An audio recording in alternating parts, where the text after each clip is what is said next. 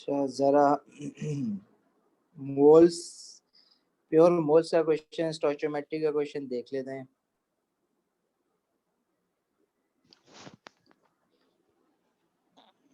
खदीजा आपका माइक खुला हुआ है।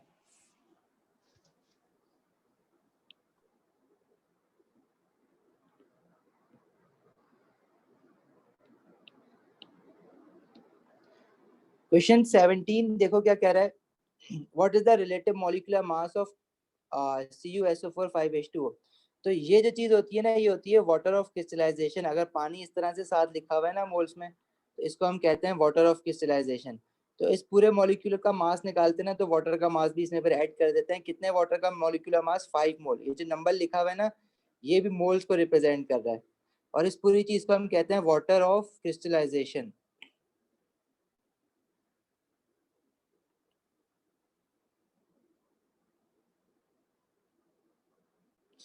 तो आप क्या करोगे, इस पूरे का एमान निकाल लोगे। जैसे कॉपर होता है, कॉपर का 64 होता है, एक कॉपर का एटम है तो मल्टीप्लाई बाय 1। सल्फर का 32 होता है, एक सल्फर का एटम है तो मल्टीप्लाई बाय 1। ऑक्सीजन का एटॉमिक मास 16 होता है, 4 ऑक्सीजन के एटम है तो मल्टीप्लाई बाय 4।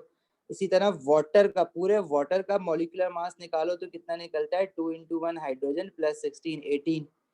तो ये 5 मल्टीप्लाई बाय 18 हो जाएगा। तो इस तरह से इसका टोटल रिलेटिव मॉलिक्यूलर मास निकाला जाता है।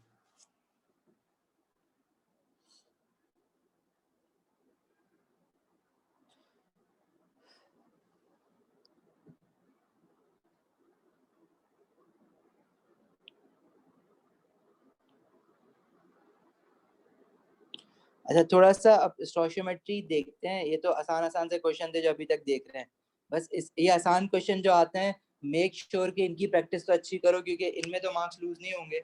हाँ, जो स्टोइचियोमेट्री है, स्टोइचियोमेट्रिक कैलकुलेशन है, वो थोड़ा सा मुश्किल होता है। जैसे अब ये वाला क्वेश्चन है, वैसे ये इतना मुश्किल नहीं है, लेकिन बस प्रॉपर कॉन्सेप्ट होना चाहिए। तो यू मस्ट रिमेंबर के अगर हमारे पास 1 मोल की कोई भी चीज है, if we have 1 mole of an atom, it must have a mass equals to its atomic mass. If you are talking about 1 mole of a molecule, then its mass must be equals to molecular mass.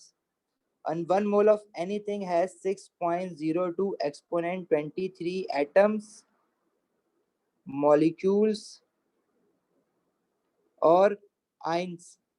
ठीक है, if you are talking about an atom, so 1 mole has 6.02 exponent 23 atoms, molecules or ions. अच्छा, अब 1 mole of any gas occupies a volume of 24 decimetre cube. Centimetre cube में बात करो तो 24,000 centimetre cube. अब for example मेरे पास दो तरह की गैसेस है। अगर मैं कहूँ कि मेरे पास 1 mole of carbon dioxide gas है, तो 1 mole of carbon dioxide gas का जो मास होगा ना, वो इसके मॉलिक्यूलर मास के बराबर होगा। और कार्बन डाइऑक्साइड गैस का जो मॉलिक्यूलर मास होता है, वो इसका निकालोगे तो ये निकलेगा 44 ग्राम्स। राइट, एमआर निकाला मैंने 12 + 2 × 16 करके। तो 1 mole of carbon dioxide gas का मास होता है इक्वल टू 44 ग्राम। और 1 mole of carbon dioxide gas, क्योंकि वो 1 मोल है, 1 मोल की कोई भी गैस जो वॉल्यूम ऑक्यूपाई करती है वो 24 डेसीमीटर क्यूब ऑक्यूपाई करती है, चाहे कोई भी गैस हो। सिमिलरली अगर मैं कहूँ कि मेरे पास 1 मोल ऑफ अमोनिया है, तो 1 मोल ऑफ अमोनिया का जो मास होगा वो equal to molecular mass of ammonia होगा, जो कि 17 ग्राम्स होता है। लेकिन अगर 1 मोल ऑफ अमोनिया के वॉल्यूम की बात करें ना, तो वो 24 डेसीमीटर क्यूब ही होगा। अब देखो दोनों के मासेस डिफरेंट है 1 मोल के, लेकिन 1 मोल का जो वॉल्यूम है ना, irrespective of the type of gas, बेशक गैस डिफरेंट है लेकिन वॉल्यूम सेम होगा। तो ये चीज का ख्याल रखना, इस चीज में कंफ्यूजन होती है। हम मोल से डायरेक्ट रिलेशनशिप मास का तो नहीं बना रहे कि 1 मोल ऑफ कार्बन डाइऑक्साइड है और 1 मोल ऑफ अमोनिया, तो मासेस सेम होंगे। नहीं, मासेस सेम नहीं होंगे। 1 मोल ऑफ कार्बन डाइऑक्साइड है तो उसका मास इस कार्बन डाइऑक्साइड के एमआर के बराबर होगा। 1 मोल ऑफ अमोनिया तो उसका मास एमआर अमोनिया के एमआर के बराबर होगा।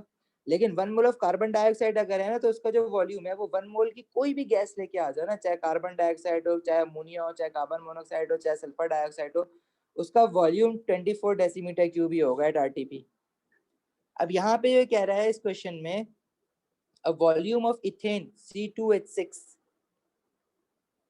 at RTP has a mass of 20 ग्राम। अब उसने मुझे वॉल्यूम नहीं बताया, लेकिन वो कह रहा है उसका मास जो है वो 20 ग्राम है। मुझे ये पता है कि अगर मैं 1 मोल ऑफ इथेन की बात करूं, 1 मोल ऑफ C2H6, कैसे पता मुझे ये गैस है? एक तो इथेन गैस होती है ऑर्गेनिक केमिस्ट्री में देखोगे। सेकेंडली जब वो कह रहा है कि हैज अ वॉल्यूम है और आरटीपी है, तो मतलब ऑब्वियसली गैस की बात कर रहा है।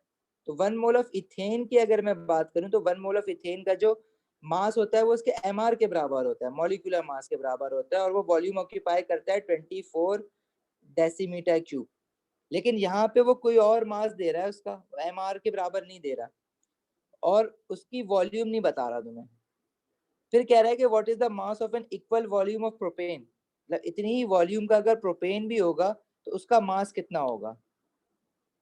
तो पहले मुझे इस क्वेश्चन में ये पता लगाना पड़ेगा कि जो मेरे पास इथेन है वो 20 ग्राम, उस 20 ग्राम इथेन का वॉल्यूम आखिर बनता कितना है। ठीक है, क्योंकि वो कह रहा है कि इथेन जो भी है ना उतने ही वॉल्यूम का अगर आपके पास प्रोपेन भी है तो उसका मास कितना होगा। क्वेश्चन में ये कह रहा है volume of ethane as a mass of 20 gram, what is the mass of an equal volume of propane. इतने ही वॉल्यूम का अगर प्रोपेन भी है तो उसका मास कितना होगा। तो दो गैसेस की बात कर रहा है, एक है C2H6, दूसरा है प्रोपेन C3H6। मुझे इतना पता है कि इसका जो एमआर है, प्रोपेन का जो मॉलिक्यूलर मास है उस मास के बराबर वॉल्यूम प्रोपेन का 24 डेसीमीटर क्यूब होता है, क्योंकि उसमें 1 मोल के बराबर होता है वो। तो प्रोपेन का अगर मैं एमआर निकालूं तो वो आएगा 2 × 12 + 6 × 1। ये मेरे पास बन जाता है 24 + 6 30। तो आई नो कि 30 ग्राम ऑफ इथेन जो है उसका वॉल्यूम तो 24 डेसीमीटर क्यूब होता है। तो 20 ग्राम जो उसने दिया हुआ है ना, 20 ग्राम का कितना होगा। तो 20 ग्राम का जो वॉल्यूम होगा उतना ही वॉल्यूम वो कह रहा है प्रोपेन का भी है। यही तो कह रहा है ना कि इक्वल वॉल्यूम है दोनों का। सही है। अच्छा, इक्वल वॉल्यूम होने का मतलब साथ में ये भी है कि इसका इक्वल मोल्स होगा। देखो अगर यहाँ पे 24 डेसीमीटर क्यूब है, यहाँ पे 24 डेसीमीटर क्यूब है, तो इसका भी 1 मोल है, इसका भी 1 मोल है। तो जब वॉल्यूम इक्वल होती है तो नंबर ऑफ मोल्स भी इक्वल होते हैं। लेकिन मासेस इक्वल हो जरूरी नहीं है कि नंबर ऑफ मोल्स भी इक्वल हो। ये बात वॉल्यूम के लिए तो ट्रू है, मासेस के लिए नहीं है। सही है, यहाँ तक बात समझ आती है। तो इस क्वेश्चन को दो तरीके करने के, अभी तो मैं जो बता रहा हूँ वो सीखो, उसके बाद मैं एक छोटा फॉर्म बताता हूँ उसको तरीका क्या है। लेकिन ये वाला तरीका जरूर सीखो कि मैंने इथेन का वॉल्यूम निकाला, उस वही वॉल्यूम प्रोपेन का भी है। तो 30 ग्राम ऑफ इथेन का मुझे पता है, क्योंकि 30 ग्राम इथेन का मॉलिक्यूलर मास है ना। तो मॉलिक्यूलर मास के इक्वल वॉल्यूम 24 डेसीमीटर क्यूब होती है हमेशा किसी भी गैस की। तो 20 ग्राम ऑफ इथेन की वॉल्यूम कितनी होगी, पहले मैंने वो निकाला, तो वो मेरे पास आता है 16 डेसीमीटर क्यूब। तो मुझे पता लगाना है कि 16 डेसीमीटर क्यूब ऑफ प्रोपेन जो होगा उसका मास कितना होगा।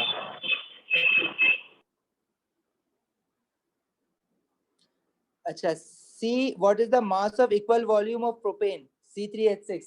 अली रजा माइक अपना देखो, खुल रहा है बार बार।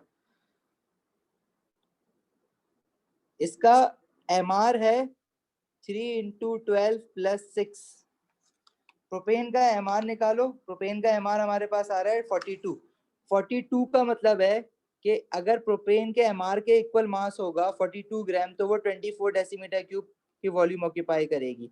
अभी हमने हमसे ये पूछा है कि इक्वल वॉल्यूम ऑफ इथेन के बराबर अगर उसका वॉल्यूम हो तो कितना मास होगा। तो वो हमने निकाली है 16 डेसीमीटर क्यूब। तो 16 डेसीमीटर क्यूब की प्रोपेन हो तो उसका मास कितना होगा। एक तो ये तरीका है इस क्वेश्चन को निकालने का।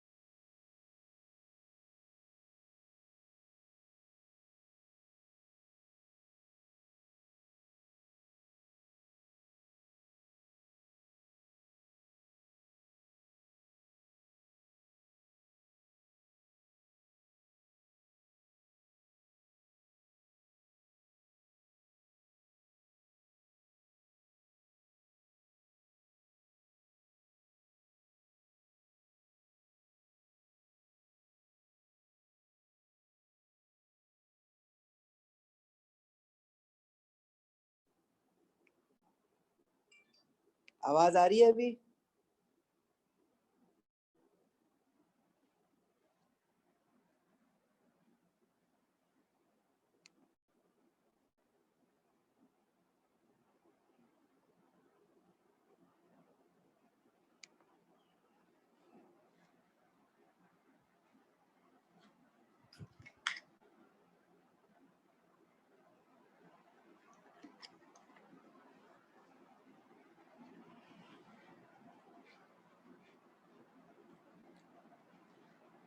अच्छा, अब मुझे बताओ कहाँ तक सुना था।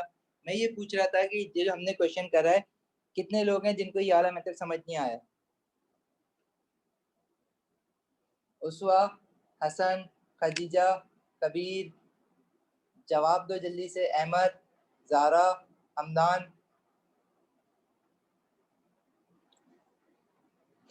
ठीक है, देखो क्वेश्चन हमें क्या कह रहा है, एक बार और देखते हैं, और आसान तरीके से देखते हैं इसको, कि मैं उसको और जल्दी किस तरह से कर सकता हूँ। देखो, वो अगर तुम लोगों को ये वाली बात समझ आई है ना कि 1 मोल, अगर मैंने यहाँ पे तुम्हें एग्जांपल दी थी कि 1 मोल ऑफ कार्बन डाइऑक्साइड का एमआर 44 ग्राम है, उसका वॉल्यूम 24 डेसीमीटर क्यूब है। इसी तरह 1 मोल ऑफ अमोनिया जो है, उसका एमआर 17 ग्राम है, उसका मास कार्बन डाइऑक्साइड गैस से अलग है, लेकिन वॉल्यूम इक्वल ही है। तो अगर वॉल्यूम और मोल जो को देखा जाए ना, तो मोल्स और वॉल्यूम, अगर 24 डेसीमीटर क्यूब का 1 मोल है, तो दूसरी भी किसी गैस जो 24 डेसीमीटर क्यूब होगी, उसका 1 मोल ही होगा।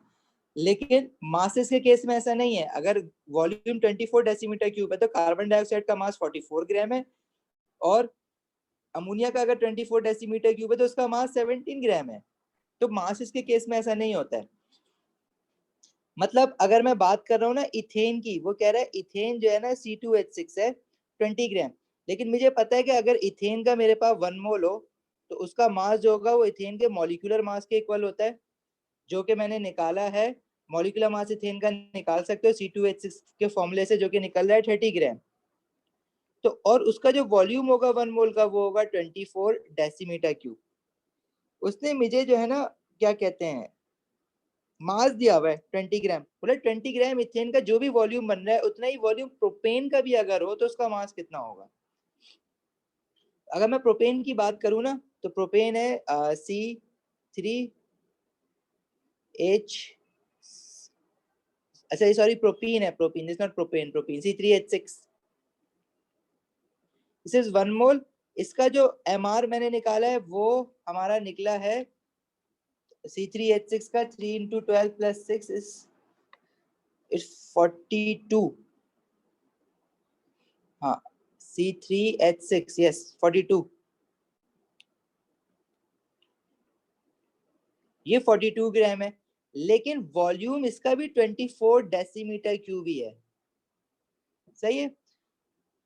तो अगर आप कह रहे हो कि दोनों का इक्वल वॉल्यूम है, जो भी 20 ग्राम ऑफ इसका 20 ग्राम ऑफ इथेन का अगर तुमसे वॉल्यूम निकलवाया जाए, या तुमसे मोल निकलवाए जाए, अगर इसके वॉल्यूम इक्वल है, तो इसके मोल्स भी इक्वल होंगे, ठीक है। तो आपने अगर 20 ग्राम ऑफ इथेन का वॉल्यूम निकाला, वो आया वॉल्यूम आपके पास 16 डेसीमीटर क्यूब।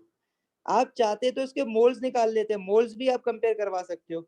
अगर मैं 20 ग्राम ऑफ इथेन के मोल्स निकालने जाऊं, तो मोल्स क्या होता है, number of moles mass over molecular mass, ठीक है। C2H6 के अगर मुझे मोल्स निकालने हैं, तो इसका मास जो मुझे दिया हुआ है क्वेश्चन में 20 ग्राम दिया हुआ है, और इसका मॉलिक्यूलर मास 30 है। तो इसके जो मोल्स आ जाएंगे, वो आ जाएंगे 20 डिवाइड बाई 30, विच इज 0.667, सही है। तो अगर वॉल्यूम इनका इक्वल है, जितना वॉल्यूम इथेन का है उतना ही वॉल्यूम प्रोपीन का भी है, तो पॉइंट उनके मोल्स भी इक्वल होंगे। क्योंकि देखो यहाँ पे ना 24 डेसीमीटर क्यूब है, तो ये 1 मोल है, यहाँ 24 डेसीमीटर क्यूब है, तो ये भी 1 मोल है। मतलब जो मेरी C3H6 है, उसके भी मोल्स कितने होने चाहिए, 0.667। तो आप मास इसका यहाँ से भी निकाल सकते हो। आप बोलो कि मैं प्रोपीन के लिए फॉर्मूला लगा दूं, मास ओवर एमआर, और प्रोपीन का मास अगर मेरे पास नंबर ऑफ मोल्स तो पता चल गया 0.667, मास इसका मुझे पता लगाना है कितना होगा, और प्रोपीन का एमआर जो है मैंने 42 निकाला है।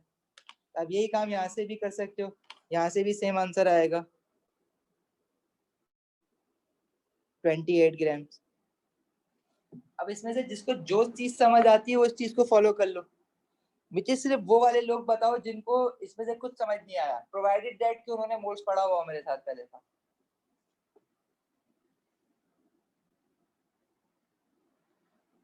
मुनीर तुम्हें आ गया समझ? ओके हो गया। और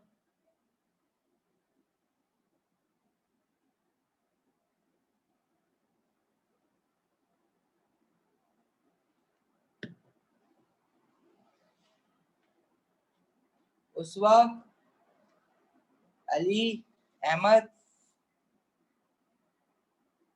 क्लियर है सर। हमदान, जारा,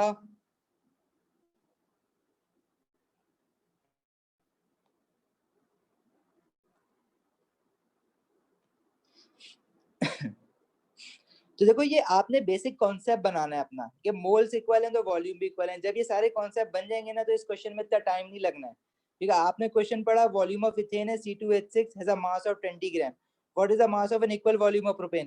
तो जब आप भी किसी भी गैसेस के लिए ये लिखा होगा ना वॉल्यूम, तो इसका मतलब है कि मोल्स भी इनके इक्वल हैं। तो आप इसको ऐसे भी पढ़ सकते हो, आप mole of ethane has a equal mole of propane, इसका मतलब ये भी है। तो आपने C2H6 का उठा के 20 ग्राम के लिए मोल्स निकालना था, simple 20 divided by mr of C2H6 जो कि 30 था, उतना ही मोल प्रोपेन का भी था।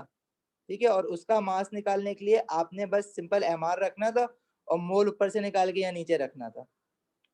एक बार अगर कॉन्सेप्ट पक्का हो जाएगा, ग्रिप आ जाएगी कॉन्सेप्ट पे, तो ये जो इतनी बड़ी कैलकुलेशन और ये जो टाइम लगा है ना यहाँ पे, ये नहीं लगना है। ठीक है, लेकिन प्रोवाइडेड डेट आपको बैकग्राउंड पता हो कि बैकग्राउंड में चल क्या रहा है। ये सारी चीजें लिखनी नहीं है, ये सारी चीजें तो तुम्हें समझाने के लिए चल रही है साथ में।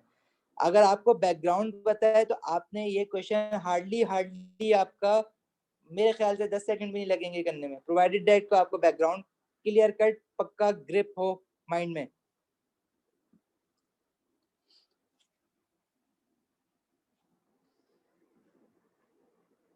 अच्छा ये क्वेश्चन है क्वेश्चन 19, इसमें कह रहा है कि which fertilizer contains the greatest percentage by mass of nitrogen. अच्छा greatest percentage by mass of nitrogen का क्या मतलब है कि आपने वही करना है, इसमें नाइट्रोजन का मास निकालना है डिवाइड बाय इस पूरे का mr। अब इसमें सब में करके देखने पड़ेंगे तो ये लेंथी क्वेश्चन हो जाएगा, लेकिन इसमें आपके लिए आसानी क्या है कि मॉलिक्यूलर मास दिया हुआ है सबका, तो आपने सिर्फ नाइट्रोजन का निकालना है। जैसे पार्ट ए जो है ना इसमें नाइट्रोजन 2 है टोटल, ब्रैकेट के बाद 2 लगा हुआ है ना, 2 into 14 divided by 132 multiply by 100, इसकी लिख दो। इसी तरह जो दूसरा वाला है उसमें कितना है 2 into 14 divided by 132 multiply by 100, उसका भी सेम है 132 132। सही है, तो वो कह रहा है कि ग्रेटेस्ट परसेंटेज जिसका सबसे बड़ा आंसर आएगा वो आपका आंसर होगा। इसे दूसरा वाला है इसमें भी नाइट्रोजन जो है वो दो है, दो जगह पे है, तो 2 into 14 divide by 80 multiply by 100। तो ये कर सकते हो, कर लेना, क्वेश्चन करके देखना सही आ रहा है नहीं आ रहा।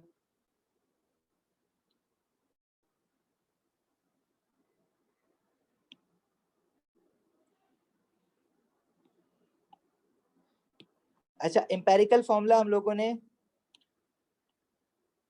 देखो देखा है, उसका अच्छा खासा लंबा क्वेश्चन बन जाता है, लेकिन यहाँ पे इसने 1 मार्क के लिए एम्पेरिकल फॉर्मूला डाला हुआ है। जब 1 मार्क के लिए एम्पेरिकल फॉर्मूला डाला हुआ है तो उसका मतलब वो हो भी जल्दी रहा होगा, उसमें इतना टाइम लगना भी नहीं चाहिए। तो अब वो वैल्यूज क्या दे रहा है उस पर डिपेंड करता है। बोला what is the empirical formula of a compound containing 12 gram of carbon. अगर 12 ग्राम ऑफ कार्बन है तो आपने इन सबके मासेस लिखने होते हैं ना, हाइड्रोजन है 2 ग्राम, ऑक्सीजन है 16 ग्राम, इनको डिवाइड करते हो इनके एटॉमिक मासेस से। दूसरा स्टेप क्या होता है, divide them by the atomic masses. तो सबके जो मास दिए हुए हैं वो एटॉमिक मास के बराबर ही दिए हुए हैं उसने, सिवाय हाइड्रोजन के। हाइड्रोजन का एटॉमिक मास होता है 1, कार्बन का होता है 12, ऑक्सीजन का होता है 16। तो यहाँ पे सब 1 और हाइड्रोजन बन जाएगा 2 और ऑक्सीजन बन जाएगा 1।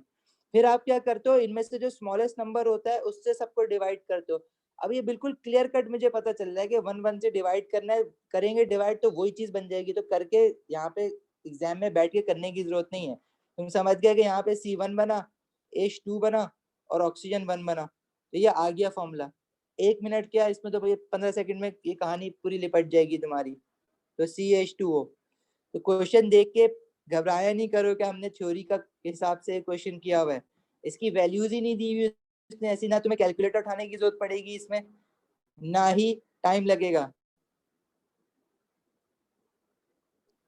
सर पेपर में कैलकुलेटर अलाउ होता है?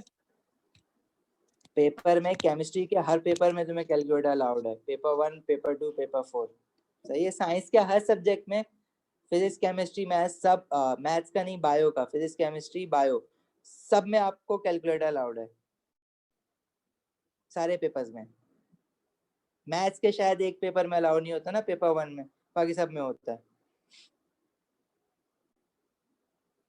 अच्छा जी, क्वेश्चन 22 जो है वो क्या कह रहा है?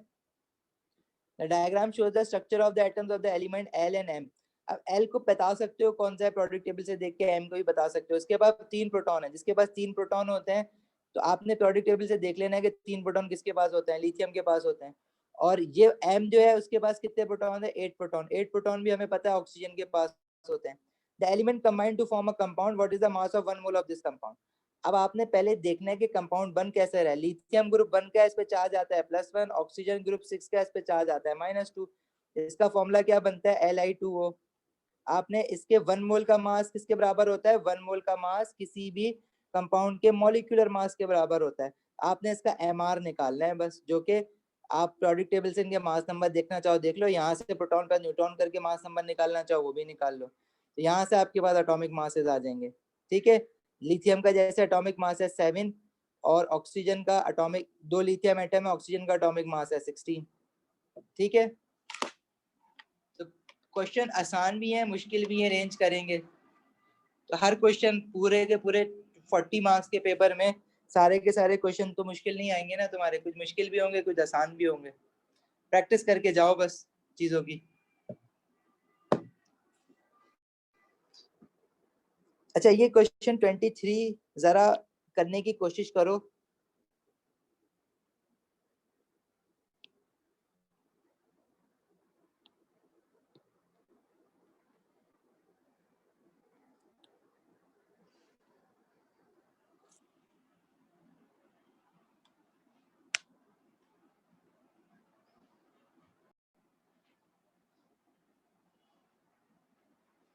The element E forms a hydride EH4 which contains 90% by mass of E। अब ये जो भी कंपाउंड है ना, इसमें कह रहा है E जो है वो 90% है, तो बाकी का 10% हाइड्रोजन हो जाएगा। If the relative atomic mass of hydrogen is 1, वो तो हमें वैसे भी पता है। What is the relative atomic mass of E? ठीक है, E का रिलेटिव एटॉमिक मास पूछा है, तो तुम लोगों में से कोई ये करके दिखा सकता है मुझे क्वेश्चन? अगर मैं E का relative atomic mass x assume कर लूं, मुझे नहीं पता E का रिलेटिव एटॉमिक मास क्या है, मैंने x कह दिया, हाइड्रोजन का मुझे पता है 1 है, तो जरा कोई करके दिखा सकता है क्वेश्चन कैसे होगा? जल्दी से आंसर बता सकते हो?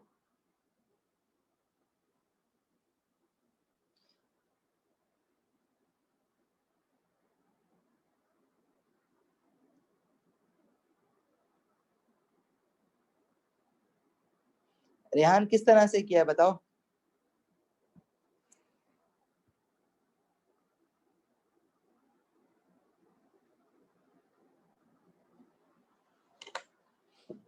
देखो अगेन इसके भी दो तरीके निकलते हैं ना।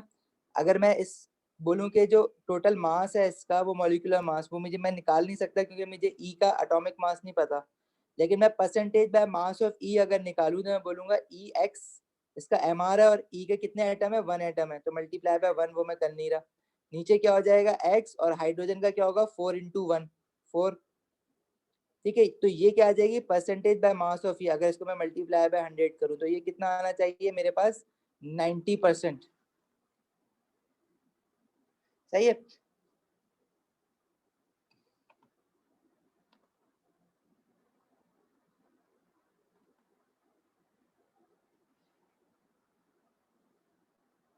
सही है, तुम लोगों का जो आंसर आ रहा है बी, इट्स करेक्ट।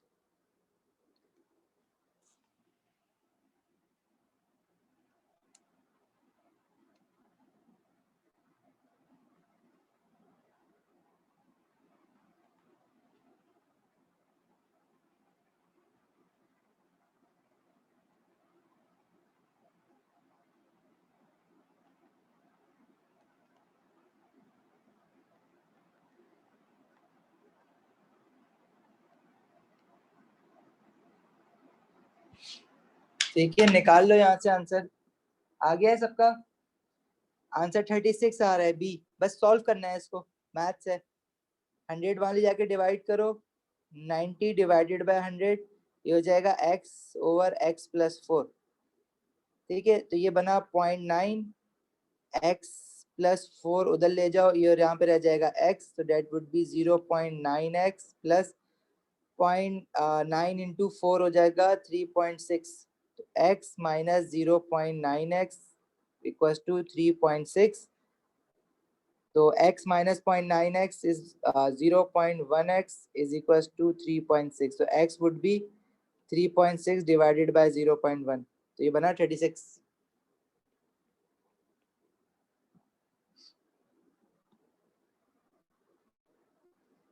ओके चलो आगे आगे आगे आगे। Question 24, the relative atomic mass of chlorine is 35.5, what is the mass of 2 mole of chlorine gas? देखो इस क्वेश्चन में गलती क्या होती है, जब 2 मोल ऑफ क्लोरीन गैस कहते हैं तो सबसे पहले तो क्लोरीन एटम का एटॉमिक मास 35.5 होता है। क्लोरीन गैस जो होती है वो Cl2 की फॉर्म में एग्जिस्ट करती है, और ये जो Cl2 है, अगर ये मॉलिक्यूलर फॉर्मूला है तो दिस इज फॉर 1 मोल ना, 1 मोल Cl2, उसका मास कितना हो जाएगा 2 इंटू 35.5, 71 ग्राम। वो 2 मोल ऑफ क्लोरीन गैस कह रहा है, मतलब Fe2Cl2, तो उसका मास कितना हो जाएगा 7.2, ये यहाँ पे 2 इंटू 35.5, ये तो ये था, ये 1 मोल के लिए था। 2 मोल के लिए क्या मास हो जाएगा 2 इंटू मॉलिक्यूलर मास, क्योंकि ये MR है ना क्लोरीन का, 2 इंटू 71 जो कि आएगा 142 ग्राम्स। तो ऐसे क्वेश्चन में ख्याल रखना, आसान होता है लेकिन मार्क्स लूज कर जाते हो। अच्छा ये वाला क्वेश्चन बहुत लोग पूछ रहे थे, बार मैसेज आ रहे थे इसके, ये देखो आसान है। मुनीब कौन सा क्वेश्चन कह रहे हो फ्रॉम अनदर मेथड? उसका वो जो अगर EH वाला कह रहे हो तो उसका अदर मेथड तो वो है कि आप हाइड्रोजन की परसेंटेज से करो, तो बात वही हो जाती है। कहाँ गया 23, यस। तो इसको या तो आप हाइड्रोजन की परसेंटेज से अगर करते हो ना, तो हाइड्रोजन, अब अगर E जो है वो 90% है तो हाइड्रोजन जो है वो 10% हो जाएगा, और हाइड्रोजन का जो मास है वो टोटल तुम्हारा कितना बन रहा है 1, क्योंकि हाइड्रोजन टोटल 1 एटॉमिक मास होता है, मल्टीप्लाई बाय 4, 4 हाइड्रोजन है, डिवाइडेड बाय नीचे क्या आ जाएगा x प्लस 4। तो ऐसे कर सकते हो, इसमें थोड़ी सी कैलकुलेशन कम हो जाएगी, ठीक है। तो वैसे भी कर सकते हो, टाइम ऑलमोस्ट सिमिलर उतना ही लगना होता है, इतना ज्यादा फर्क नहीं पड़ता। यहाँ पे मल्टीप्लाई बाय 100 भी है, तो मैं ये कह रहा था कि या तो हाइड्रोजन की परसेंटेज से कर लो या E की परसेंटेज से कर लो, टाइम ऑलमोस्ट उतना ही लग रहा होता है तुम्हारे पास। बस यहाँ पे कि न्यूमरेटर में भी x है, डिनोमिनेटर में भी x है, लेकिन इतनी अलजेब्रा तो तुम लोगों को आती है कि तुम लोग फौरन कर लेते हो वो क्वेश्चन। अच्छा 1 वॉल्यूम, अब ये देखो यहाँ पे 1 volume of gaseous element x2 का 1 वॉल्यूम का मतलब देखो, अभी थोड़ी देर पहले बात हुई कि अगर वो मैं 1 मोल बोलूं या 1 वॉल्यूम बोलूं, इट्स सेम थिंग। मैं इसको 1 मोल को 1 वॉल्यूम भी कह सकता हूँ, लेकिन मैं मास के केसेस में ऐसी नहीं कह सकता कि 1 मोल इज इक्वल टू 1 ग्राम, ऐसा जरूरी नहीं है। 1 वॉल्यूम ऑफ x2 मतलब x2 with an equal volume of gaseous hydrogen. Gaseous hydrogen ये होगा ना H2। गैसियस कोई भी गैस होती है वो डायटोमिक ही होती है मोस्टली, सिवाय आर्गन और नियॉन और नोबल गैसेस के, बाकी सारी की सारी नोबल डायटोमिक ही होती हैं या ट्रायटोमिक होती हैं, जैसे ऑक्सीजन O2 होती है, नाइट्रोजन N2, ठीक है, नाइट, और दूसरा तुम्हारे पास ओजोन जैसे O3 होती है, लेकिन मोस्टली सारी डायटोमिक ही होती हैं gases, chlorine Cl2, fluorine F2। अच्छा 1 volume of gaseous element X2 combines with equal volume of gaseous hydrogen H2 to form 2 volumes of gaseous hydride। 2, अब ये बैलेंस्ड इक्वेशन दे रहा है, वर्डिंग्स में कह रहा है इसका 1 मोल, इसका 1 मोल, इसका गैसियस हाइड्राइड जो बन रहा है, हाइड्राइड किसको कहते हैं, वो वाली चीज जिसके साथ हाइड्रोजन अटैच्ड हो, जिसका मतलब ये XH फॉर्मूला बनेगा तभी तो 2 मोल लिखूंगा तो वो बैलेंस होगा ना, क्योंकि यहाँ पे 2 है यहाँ पे 2 है, इसको अगर बैलेंस करना है तो 2XH होगा,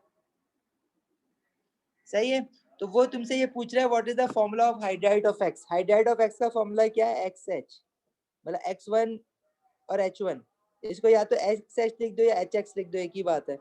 यहाँ पे इसने HX दिया हुआ है, ये H2X नहीं हो सकता, ये HX2 नहीं हो सकता, H2X2 नहीं हो सकता, क्योंकि अगर यहाँ पे मैं कुछ और नंबर लगाऊंगा तो ये बैलेंस नहीं होगा, क्योंकि यहाँ का 2 यहाँ का 2 ऐसे जब ही बैलेंस होगा जब ये 1 1 हो और इसको मैं 2 से मल्टीप्लाई करूँ। ये 2 मैं अपनी मर्जी से नहीं लेके आया हूँ, इसने बोला है 2 वॉल्यूम ऑफ गैसियस हाइड्राइड, और ये 1 भी मैं अपनी मर्जी से नहीं लेके आया हूँ, उसने बोला है 1 वॉल्यूम दोनों का। 1 volume of gaseous element X2 combined with an equal volume, equal मतलब ये 1 है तो ये भी 1 ही होगा ना, सही।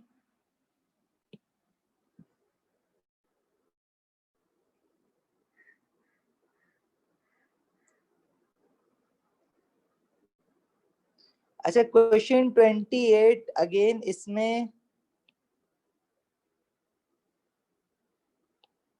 फिर से गड़बड़ हो रही है थोड़ी सी, लोगों में समझ नहीं आया क्यों।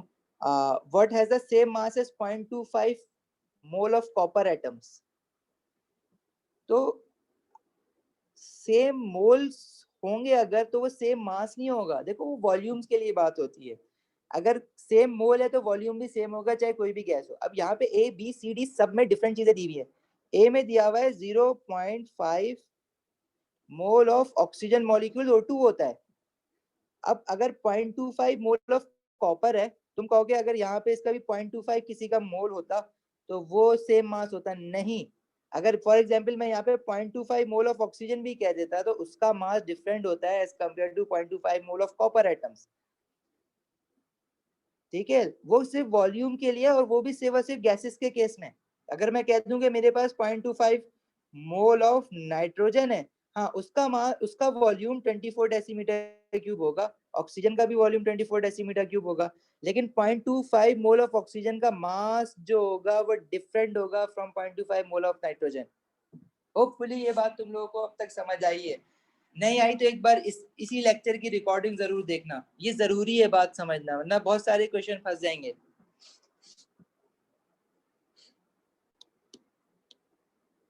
एनीवेज इस क्वेश्चन को कैसे करोगे, what has the mass of what has the same mass as 0.25 mole of copper atoms. तो आपने 0.25 मोल ऑफ कॉपर एटम का मास निकालना है इस बार, और फिर बाकी इन सब का भी मास निकालना है। तो ये 0.25 मोल ऑफ कॉपर एटम का मास कैसे निकालोगे, number of moles mass over atom की बात कर रहे हैं तो एटॉमिक मास। कॉपर का एटॉमिक मास देखो प्रोडक्ट टेबल से 64 होता है, तो मोल्स कितने हैं 0.25 मोल, मास AR 64, तो आप इसका मास निकाल लो पहले, यह आता है 16 ग्राम्स। अब आपने क्या करना है, सबका मास निकाल के देखना है। 0.5 मोल ऑफ ऑक्सीजन अगर दिया हुआ है तुम्हें O2, तो इसका मास कैसे निकालोगे, again number of moles mass over, अब ये O2 मॉलिक्यूल है तो मॉलिक्यूलर मास लेंगे यहाँ पे, 0.5 multiply by molecular mass of O2 कितना हो जाएगा 2 × 16, ये इसका आ जाएगा, ये आता है 16 ग्राम्स, यही आ जाता है आंसर। बी जो है वो है 1 mole of sulphur dioxide, 1 mole of sulphur dioxide मतलब number of moles mass over MR, SO2 है ना, सल्फर डाइऑक्साइड का MR निकालना है, सल्फर होता है 32, ऑक्सीजन होता है 16, 2 × 16 तो ये बन जाता है 64, 1 = m डिवाइडेड बाय 64, तो ये मास कितना बन जाएगा 64 ग्राम्स। बस ऐसे जल्दी जल्दी सबका निकालना है, इसका 16 ग्राम बन रहा है, इसका 64 ग्राम बन रहा है, अब ये मैच तो हो गया पहला वाला, तो यही आंसर हो जाएगा। 1.5 मोल ऑफ वाटर, तो 1.5 मॉलिक्यूलर मास ऑफ वाटर होता है 18, 1.5 × 18 ये बनेगा 27 ग्राम्स। बस इस तरह से करना है। तो वॉल्यूम वाले केसेस में मोल्स अगर इक्वल है तो वॉल्यूम भी इक्वल है, लेकिन और सिर्फ गैसेस के लिए, लेकिन बाकी में ऐसा नहीं है, बाकी एटम्स हैं या कोई कंपाउंड है या सॉलिड फॉर्म में है तो उसमें फिर आपको प्रॉपरली चेक करना है। वॉल्यूम की अगर बात हो रही है वो भी सिर्फ और सिर्फ गैसेस में, तब ही तुम्हारे पास मोल्स इक्वल है तो वॉल्यूम इक्वल है, मासेस के लिए ऐसा नहीं करते हैं।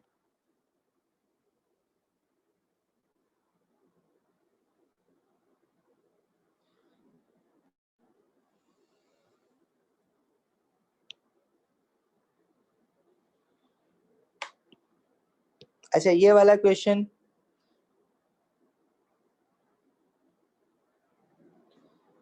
The molecular mass of oxygen is 32 और सल्फर का MR है 56।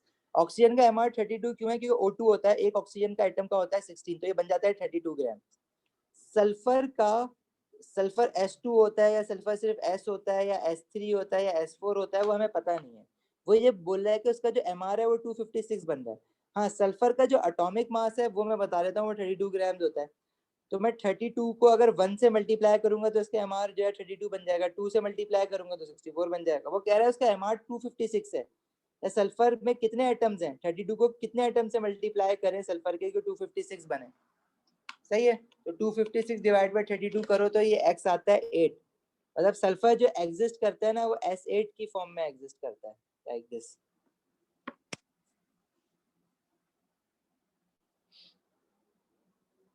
ठीक है, कोई प्रॉब्लम किसी को यहाँ तक?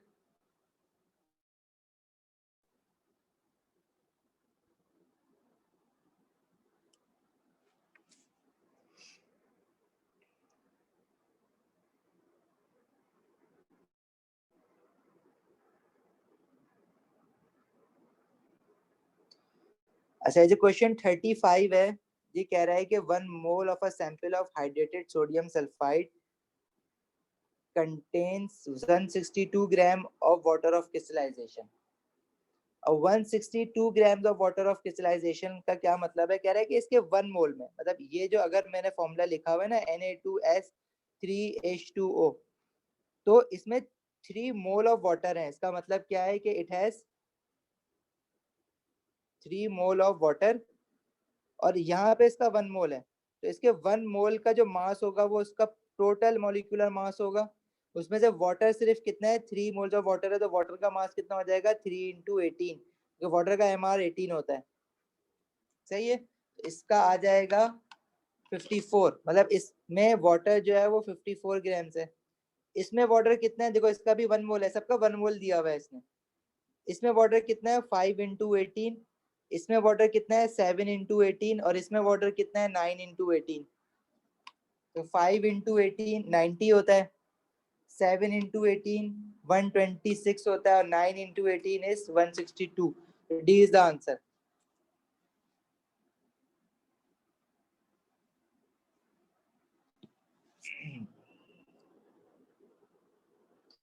अच्छा, question 34,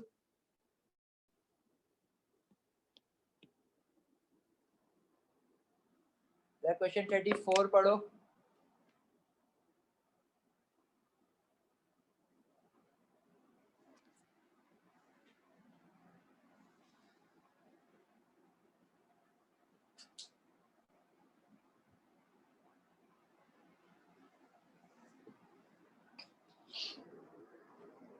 Which gas contains the same number of molecules as 9 gram of water? देखो, नंबर ऑफ मॉलिक्यूल्स के लिए भी हम लोग ऐसे देखते हैं कि 1 मोल अगर कोई एटम है तो उसका मास एटॉमिक मास के बराबर है, मॉलिक्यूल है तो उसका मास मॉलिक्यूलर मास के बराबर है। और 1 मोल में 6.02 एक्सपोनेंट 23, अगर एटम्स की बात कर रहे हो तो इतने एटम्स हो जाते हैं। अगर मॉलिक्यूल्स की बात कर रहे हो तो इतने नंबर ऑफ मॉलिक्यूल्स हो जाते हैं। और अगर आइंस की बात कर रहे हो तो इतने नंबर ऑफ आइंस हो जाते हैं। ठीक है, और अगर 1 मोल ऑफ किसी गैस की बात कर रहे हो तो 1 मोल ऑफ गैस का वॉल्यूम 24 डेसीमीटर क्यूब हो जाता है। वो तुमसे कह रहा है which gas contain the same number of molecule as 9 gram of water. ठीक है, तो 9 ग्राम ऑफ वाटर में जितने भी नंबर ऑफ मॉलिक्यूल्स होंगे उतने ही मॉलिक्यूल्स किस और गैस में हैं, इसके जो अमाउंट दिया हुआ है। तो जैसे हमने वॉल्यूम के लिए बात की ना कि 1 मोल की चाहे कोई भी गैस हो, जैसे वाटर है, उसका मास बेशक डिफरेंट होगा, 18 ग्राम है, लेकिन इसमें number of molecules of water कितने होंगे? क्योंकि 1 मोल है ना, तो 1 मोल में हमेशा एवोगाड्रो यानी कि 6.02 एक्सपोनेंट 23H2O मॉलिक्यूल्स होंगे। इसी तरह अगर मैं 1 मोल ऑफ ऑक्सीजन की बात करूं तो उसका मास बिल्कुल 32 ग्राम होगा, उसका एमआर 32 ग्राम होता है, लेकिन 1 मोल में ऑक्सीजन के मॉलिक्यूल्स कितने होंगे? 6.02 एक्सपोनेंट 23 O2 मॉलिक्यूल्स। तो अगेन यहाँ भी मासेस को तो हम इक्वल नहीं कह सकते, लेकिन नंबर ऑफ मॉलिक्यूल्स या नंबर ऑफ एटम्स हम इक्वल कह सकते हैं। अगर मैं कह रहा हूँ कि 9 ग्राम ऑफ वाटर है, तो 9 ग्राम ऑफ वाटर के अगर मुझे नंबर ऑफ मोल्स पता चल जाए, मतलब 9 ग्राम ऑफ वाटर है, तो उसके मोल्स में कैसे निकालूंगा? Mass divided by molecular mass of water. Moles पता चल जाएंगे, जो कि कितना आ रहा है 0.5, 0.5।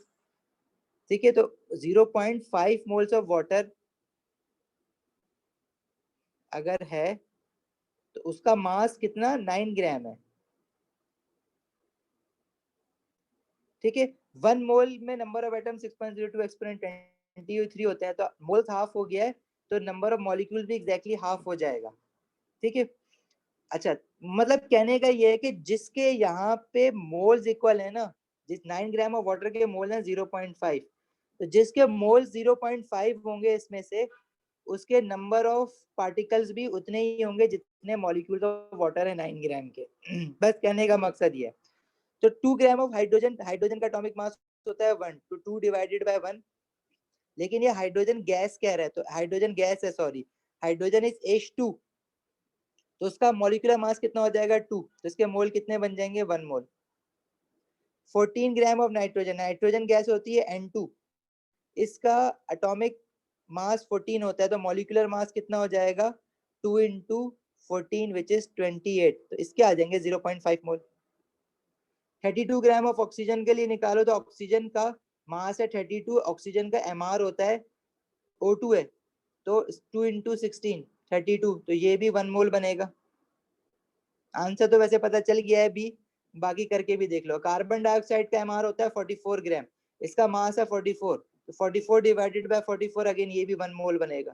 तो 0.5 मोल जिसका बन रहा है नाइट्रोजन का बन रहा है। इसका क्या मतलब है कि नाइट्रोजन के 0.5 मोल का जो मास है वो 14 ग्राम है, और उसमें 6.02 exponent 23 divided by 2 nitrogen molecules हैं।